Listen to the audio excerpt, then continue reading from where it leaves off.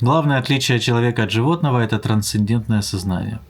Трансцендентное сознание – это сознание, которое может выходить за пределы самого себя. То есть наблюдать наблюдателя.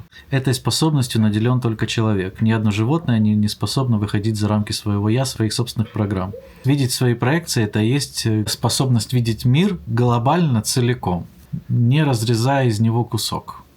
То есть выходить за рамки своих правд. За рамки своих правд, убеждений, программ, концепций, всего, религиозных в том числе. И видеть все в глобальных масштабах. То есть пронаблюдать своего наблюдателя. Этому можно и нужно научиться для того, чтобы отличать правду от истины.